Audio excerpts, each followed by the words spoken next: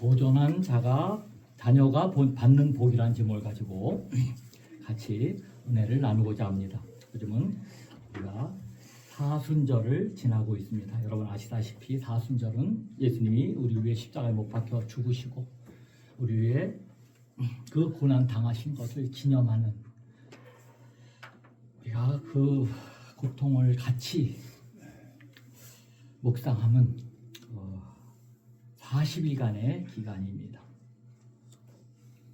그래서 우리가 예수님을 생각하면서 우리가 예수님을 위한 그런 도전하는 그런 기간이 되겠습니다.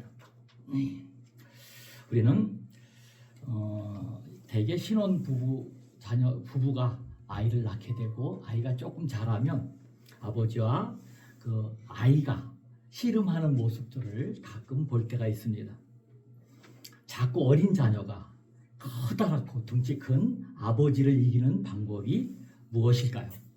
그것은 작은 어린 자녀가 아버지에게 씨름을 도전하는 것입니다.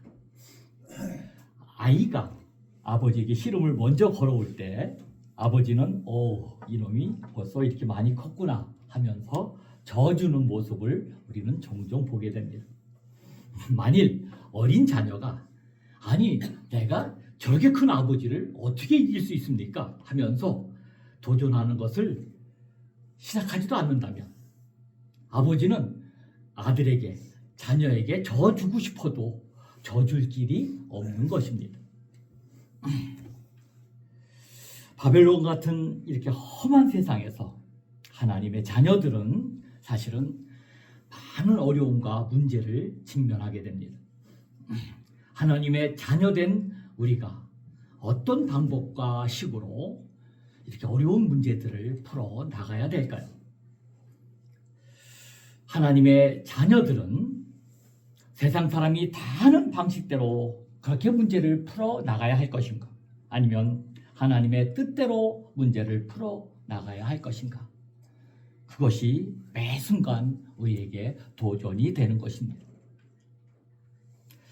우리가 일주일에 하루를 쉬고 온전히 주일을 지켜서 손해를 보아도 하나님께 온전한 예배를 드리는 그런 주일 성수의 도전, 11절을 드려서 그만큼 손해를 보아도 돈이 아니라 하나님 말씀만을 의지하고 살겠다는 도전, 힘이 들고 죽을 것 같아도 나를 위해 십자가를 지신 주님을 묵상하고 고난주간은 내가 한번 금식해 보겠다는 도전, 도무지 이어지지도 않지만 하나님 말씀이 우리를 지키며 살아서 역사하신다는 믿음으로 매주 말씀을 암송해 보겠다는 도전, 하나님의 사랑을 실천하기 위해 사순절 기간에 우리 눈에 보이는 구체적인 이웃 사랑을 한번 내가 실천해 보겠다는 도전, 하나님의 사명을 감당하기 위해 내가 한번 이 나이에도 필요한 자격증을 한번 따서 주를 위해 한번 사용해 보겠다는 그런 도전도 있을 수 있습니다. 또한 작은 도전이지만 교회를 다닌 지 얼마 되지 않지만 많은 사람들이 보는 그 앞에서도 내가 식사 시간에 식사 자리에서 나는 사람들이 보는 앞에서 당당하게 기도 한번 해보고 먹겠다는, 그것도 작은 도전일 수 있을 것입니다. 세상의 방식과 권력과 재물을 의지하지 않고 오직 하나님의 뜻대로 살아가려고 할 때는 사실은 어려움과 고난도 우리는 당할 때가 있습니다. 이때 세상 사람들은 아니 왜 세상을 그렇게 어렵게 사냐? 조금만 타협하고 눈 한번 질끈 감으면 편한 길로 갈 수 있을 텐데 너는 왜 그렇게 복잡하게 사냐? 아니 예수가 밥 먹여주냐? 라는 말로 조롱하기도 하는 것입니다. 고린도서 7장 10절의 말씀입니다. 오늘 요절의 말씀이기도 합니다. 하나님 뜻대로 하는 근심은 후회할 것이 없는 구원에 이르게 하는 회개를 이루는 것이요 세상의 근심은 사망을 이루는 것이니라. 세상의 근심은 아무 쓸데없고 그저 사망을 이루기 것이겠지만 하나님의 뜻대로 하는 것이 내가 어떻게 하면 하나님 뜻대로 살아가볼까? 어떻게 하면 하나님을 위해서 애를 쓰고 하나님을 위해서 살아보려고 몸부림치는 근심은 그것은 구원을 이루게 하는 근심이라고 주님은 말씀하고 있는 것입니다. 수많은 비웃음과 조롱 속에서도 우리는 주님이 원하시기에 주님이 가르쳐 주신 길이기에 우리는 묵묵하게 이 신앙의 여정을 걸어가야 합니다. 그러나 이 도전의 길은 책임감만으로는 가기가 사실은 쉽지가 않습니다. 하나님께서 원하시는 그 길을 걷는 자들에게는 사실 놀라운 축복이 있습니다. 주님이 주시는 은혜와 기쁨을 누리면서 우리는 이 지속적으로 이 길을 걸어갈 수 있는 것입니다. 신앙생활을 경험하지 못한 세상 사람들은 이렇게 좁은 길을 걷는 그리스도인들을 향해서 아니 그렇게 마음대로 즐기지도 못하고 술 한잔 먹지도 못하고 그 무슨 재미로 살아가고 있니? 라고 말하기도 합니다. 하지만 우리에게는 우리만 아는 참 큰 기쁨이 있습니다. 주님과 깊은 동산을 함께 거닐며 교제할 때 주시는 그 큰 기쁨이 있습니다. 제가 좋아하는 찬송가 442장 중에는 이런 가사가 있습니다. 저 장미꽃 위에 있을 아직 맺혀 있는 그때 귀에 은은히 소리 들리니 주 음성 분명하다. 주님 나와 동행하면서 나를 친구 삼으셨네.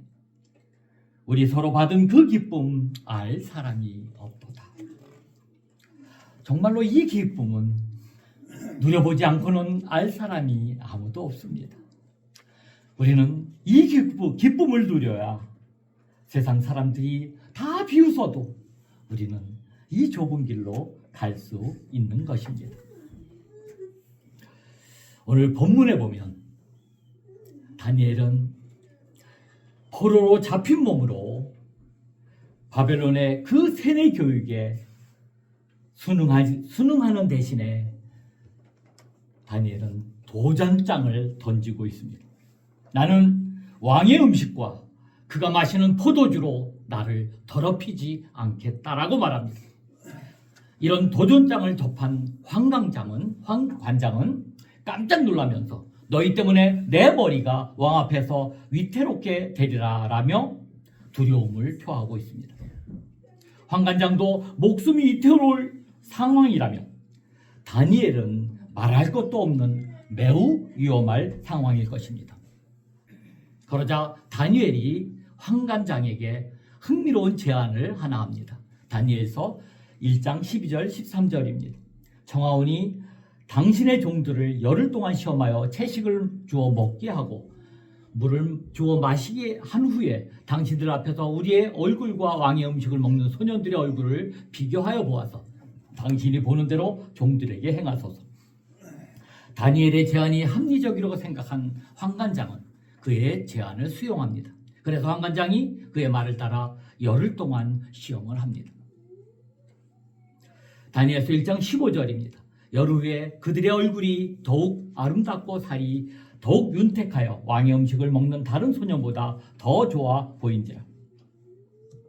아니 어떻게 이런 결과가 가능했을까요? 그리고 다니엘은 어떻게 이런 결과가 나오리라고 확신을 했을까요? 다니엘은 이렇게 기도했을 것입니다. 하나님, 제가 비록 기름지고 영양가 있는 음식은 먹지 못하고 채소로 연명하지만 하나님의 특별한 은혜가 부어져서 기름진 음식을 먹는 다른 소년들에게 뒤지지 않는 결과를 주시기를 원합니다.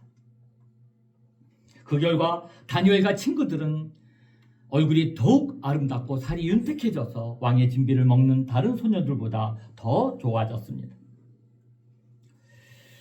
다니엘이 결단하고 악한 세상에 도전하자 다니엘과 세 친구들에게 하나님은 승리를 허락하셨던 것입니다. 이처럼 다니엘이 악한 세상에서 뜻을 정하고 도전했더니 하나님은 그를 승리하게 하실 뿐 아니라 놀라운 은혜와 축복을 주셨던 것입니다. 하나님이 악한 세상에, 이 악한 세상에 도전하는 자녀에게 주시는 그 놀라운 은혜와 복을 오늘 이 시간에 생각해 보고자 하는 것입니다. 첫째로 도전하는 자녀에게 주시는 복, 첫째는 주변에 돕는 손길로 주님은 함께 하십니다. 8절에서 다니엘은 뜻을 정하여 왕의 음식과 포도주로 자기를 더럽히지 않겠다고 결심하고 환관장에게 요청합니다. 다니엘이 그렇게 결단하자 9절에서 하나님이 다니엘로 하여금 환관장에게 은혜와 긍휼을 얻게 하셨습니다. 1장 9절의 말씀입니다. 하나님이 다니엘로 하여금 환관장에게 은혜와 긍휼을 얻게 하신지라. 하나님을 모르는 환관장에게 은혜와 긍휼을 얻게 하신 것입니다. 여러분, 우리가 뜻을 정하여 정말 하나님의 뜻을 향하여 도전할 때 하나님은 주변 사람들의 도움을 받도록 하신 것입니다. 요셉은 자기 형제들에 의해 애굽의 노예로 팔려갔습니다. 요셉은 애굽에서 만난 주인의 사랑을 많이 받았는데 성경을 자세히 보면 그 배후에 하나님의 개입하심이 있었음을 우리는 알 수 있습니다. 창세기 39장 4절입니다. 요셉이 그 주인에게 은혜를 입어 섬김에 그가 요셉을 가정총무로 삼고 자기 소유를 다 그의 손에 위탁하니. 여기에 나오는 요셉이 그의 주인에게 은혜를 입어 섬김에라는 구절 바로 앞에 이런 말씀이 있습니다. 창세기 39장 3절입니다. 그의 주인이 여호와께서 그와 함께 하심을 보며 또 여호와께서 그의 범사에 행동하게 하심을 보았더라. 3절 말씀에 보면 요셉과 그의 주인 사이에 하나님의 개입하심이 있었음을 우리는 알 수 있습니다. 하나님의 개입하심으로 요셉이 그의 주인에게 은혜를 입을 수 있었던 것입니다. 에스더서에 보면 에스더가 하나님을 위해 자기 민족을 위해 죽음을 죽으리라 하며 그는 도전하며 결단했을 때 하나님이 개입하셔서 돕는 손길로 왕의 마음을 변화시켜 주셨던 것을 우리는 알 수 있는 것입니다. 여러분, 이런 면에서 볼 때 우리는 하나님께 기도해야 합니다. 하나님, 제가 뜻을 정하여 결단하고 달려갈 때 하나님께서 저의 만남을 축복하여 주시길 구합니다.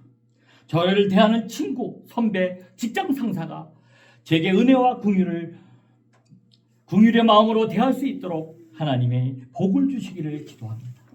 자녀나 배우자를 위해 기도할 때도 이 부분을 위해서 간절히 기도해야 합니다. 우리가 하나님 앞에서 뜻을 정하면 하나님이 환관장과 같은 주변 사람들에게 은혜와 긍휼을 받을 수 있도록 은혜 주시기 때문입니다. 여러분, 그 믿음으로 담대하게 하나님을 위해 도전하시는 성도님 되시기를 간절히 바랍니다. 또한 예상치 못한 도움을 경험하며 주님의 일하심을 체험하는 그런 놀라운 은혜가 있기를 간절히 축원드립니다. 두 번째로, 도전하는 자녀들에게 필요한 지식과 지혜와 통찰력을 주십니다. 다니엘서 1장 17절의 말씀입니다. 하나님이 이 네 소년에게 학문을 주시고 모든 서적을 깨닫게 하시고 지혜를 주셨으니 다니엘은 또 모든 환상과 꿈을 깨달아 알더라. 다니엘과 그 세 친구가 뜻을 정하자 하나님은 그들이 모든 사람에게 죄지지 않도록 학문을 주시고 모든 서적을 깨닫게 하시고 지혜를 주셨습니다. 우리가 예수를 잘 믿는 부모님들도 자녀들이 고3쯤 되면 이상한 짓을 합니다. 교회도 좋고 은혜도 좋은데 공부도 열심히 해야죠. 그러면서 잘 나오던 교회를 좀 덜 나오게 하고 공부만 열심히 시키는 부모들도 꽤 많이 있는 걸 보았습니다. 교회도 활동도 중지하게 하고 학원만 열심히 다니는 부모도 봤습니다. 근데 우리 주님은 그렇게 얘기하지 않습니다. 하나님께 도전하고 결단할 때 우리 주님은 분명하게 말씀하십니다. 도전하고 결단한 사람에게는 학문도 주시고 지혜도 주시고 지식도 주시고 통찰함도 주신다는 것이 하나님의 뜻입니다. 오늘 1장 17절에 나오는 학문이란 말은 원어로 지식이라는 뜻입니다. 지식은 여호와를 경외하는 자에게 주시는 하나님의 일반 은총입니다. 그것은 인격적인 하나님이 이 세계를 창조하실 때 정해두신 법칙과 원리를 통달하고 해박하게 이해하는 능력입니다. 지식은 인격적인 창조주 하나님에 대한 친밀한 알을 통해 곧 하나님을 경외하고 예배하는 삶을 통해 받아 누릴 수 있는 하나님의 선물입니다.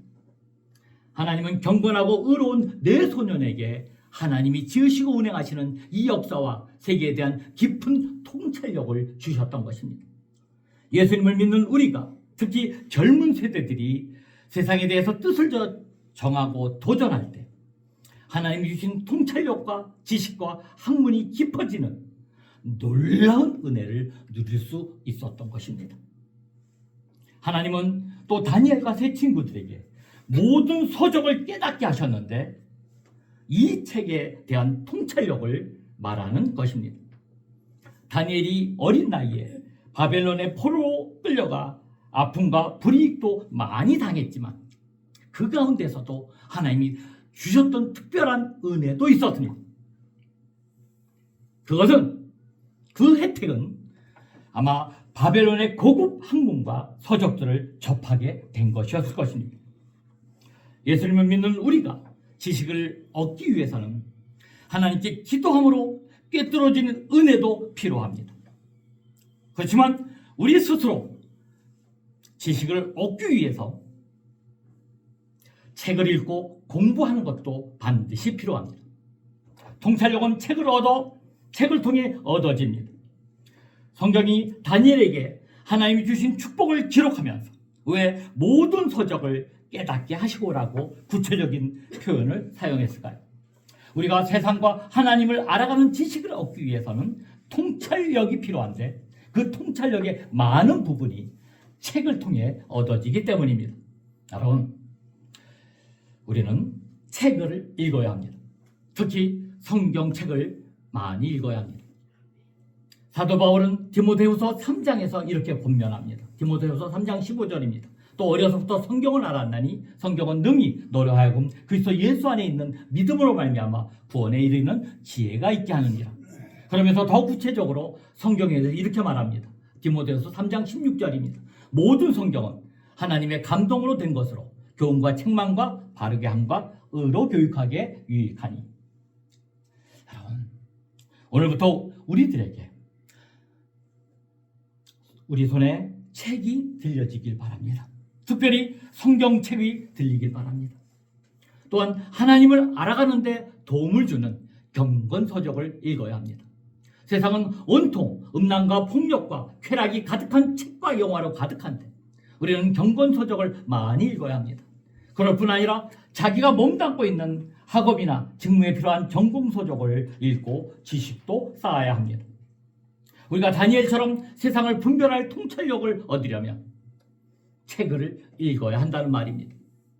책에 대한 통찰력을 얻어야 올바른 행위를 할 수 있는 이성적 힘을 얻게 되는 것입니다.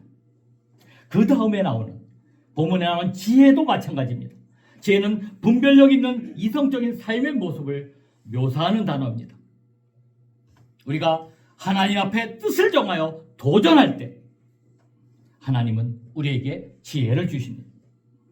그런데 여기서 매우 중요한 것이 하나 있습니다. 17절을 다시 봅니다. 다니엘서 1장 17절입니다. 하나님이 이 네 소년에게 학문을 주시고 모든 서적을 깨닫게 하시고 지혜를 주셨으니 다니엘은 또 모든 환상과 꿈을 깨달아 알더라. 네 소년에게 학문을 주시고 서적을 깨닫게 하시고 지혜를 주신 분이 하나님이시라는 것입니다. 주어가 하나님입니다. 이들이 지식과 모든 서적을 깨달을 수 있는 통찰력과 지혜를 얻게 된 것은 바벨론에서 받은 교육 때문이 아니고 하나님께서 그 모든 것을 허락하셨기 때문에 가능했다는 것입니다. 이런 의미에서 주체는 하나님이십니다. 우리가 도전할 때 하나님은 세상을 이기는 지식을 주시고 서적을 깨닫게 하시고 지혜를 주시는 것입니다. 세 번째, 우리가 주님의 뜻대로 도전할 때 하나님이 일하십니다. 지금 오늘 본문에 이때 하나님이 다니엘과 세 친구에게 이런 놀라운 역사를 허락하신 이때가 지금 어떤 상황인지 여러분 아십니까? 다니엘서 1장 1절의 말씀입니다. 유다 왕 요아김이 다스린 지 3년이 되던 해에 바벨론 왕 느부갓네살이 예루살렘에 이르러 성을 에워쌌더니, 바벨론 왕 느부갓네살이 예루살렘에 이르러 성을 에워쌌던 때입니다. 절체절명의 위기, 이 나라 민족이 완전히 망하기 직전의 위기였습니다. 아니, 하나님이 계신 나라, 하나님을 잘 믿던 나라였는데도 왜 이렇게 절체절명의 위기, 하나님이 침묵하시던 때였고 선민 이스라엘 백성들이 완전히 무너지던 상황이었습니다. 하나님이 전혀 일하지 않으시던 것처럼 보이던 때였던 것입니다. 그래서 결국에는 이스라엘 전체가 망했지만 중요한 것은 그런 상황에서도 하나님은 도전하는 다니엘과 세 친구들을 향해서는 여전히 일하고 계셨던 것입니다. 이것이 진정 우리 전체에게 가슴 떨리는 교훈인 것입니다. 오늘날 우리나라와 전 세계의 상황이 다니엘서 1장 1절 이스라엘 상황과 아주 비슷한 것 같습니다. 매우 혼란스럽고 다 망할 것 같은 상황, 침묵하고 계신 것 같은 하나님, 무기력한 교회,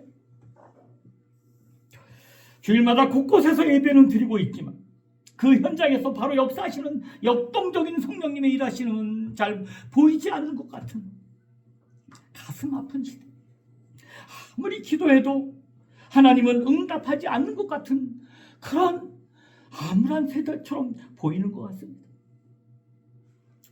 그런데 매우 놀랍게도 나는 이런 악한 세대에 따라가며 악한 세대에 순응하며 살지 않겠다라고 뜻을 정하고 그렇게 하나님의 뜻대로 살겠다고 도전한 다니엘과 그 친구들에게는 하나님은 여전히 일하고 계셨던 것입니다. 그 사랑의 하나님, 그 위대하신 하나님께서 지금도 하나님을 향해 뜻을 정하고 이 악한 세상을 향해 도전하고 정말 몸부림치고 있는 자녀들을 위해서는 지금도 일하고 계심을 굳게 믿으시기를 간절히 바랍니다. 매우 중요한 것은 어두운 시대라는 낙심된 환경에 여러분 모두 비관하지 마시고 하나님을 신뢰하며 살아가는 것입니다. 여러분 모두가 도전하고 결단할 때 하나님의 일하시는 그 삶 속에서 끊임없이 하나님의 일하시는 것을 경험하는 여러분 되시기를 주님 여러분 간절히 축원드립니다. 여러분 놀라운 은혜를 받는 다니엘과 그 세 친구, 이렇게 큰 은혜 속에 살아가는 그 친구가 부러우십니까? 간단합니다. 그러면 우리도 도전하고 결단하면 됩니다. 그리고 그 과정에서 하나님이 어떻게 일하시는지, 나와 어떻게 함께 하시는지를 맛보면 됩니다. 그 하나님의 놀랍고 섬세한 능력과 그 은혜를 경험하면 되시는 것입니다. 일상 속에서, 우리의 작은 일상 속에서 우리가 작은 것부터 도전하고 시작할 때 하나님의 그 놀라우신 일하심을 경험하는 작은 성취감을 계속해서 맛보며 나가야 하는 것입니다. 세계적인 복음 전도자 빌리 그레엄 목사가 어느 날 간절히 기도하고 나오는데 어떤 기자가 시비를 걸며 물었다고 합니다. 하나님이 계신지 안 계신지 아니 어떻게 알 수 있습니까? 당신은 그것을 한번 어떻게 증명할 수 있습니까? 라고 물었다고 합니다. 우리도 이런 비아냥 섞인 질문을 종종 받을 수 있는 것입니다. 받곤 할 것입니다. 그런데 빌리 그레엄 목사는 이 질문에 정색하고는 이렇게 답했다고 합니다. 증명하다니요. 저는 지금 막 그분을 만나고 나오는데요. 여러분은 이렇게 대답할 수 있습니까?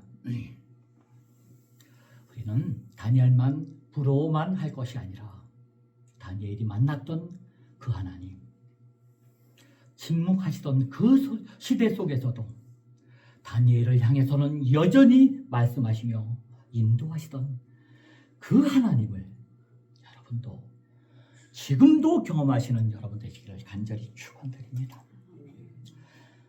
예배를 통해, 찬양을 통해, 말씀을 통해, 기도를 통해 하나님의 뜻을 이루기 위해 여러분 모두가 약한 세상을 향해 도전을 시작할 때 그 신실하신 하나님을 맛보고 경험하시는 그 은혜가 여러분 모두에게 있기를 간절히 축원드립니다.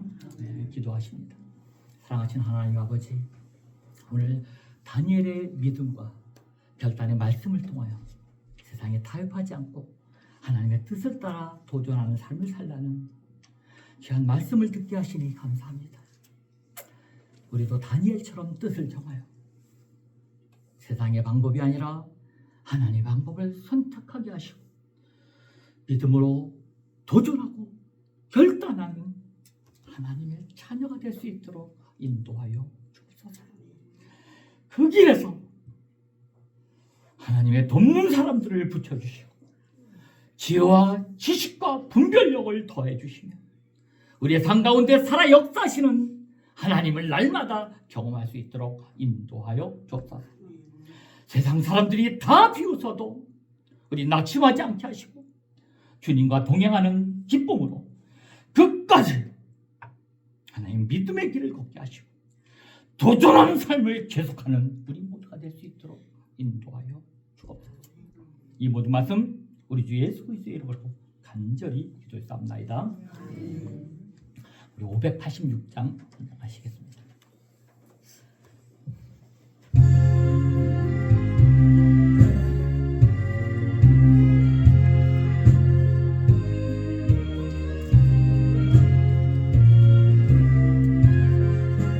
어느 민족 누구에게나 결단할 때 있나니 참과 거짓 싸울 때에 어느 편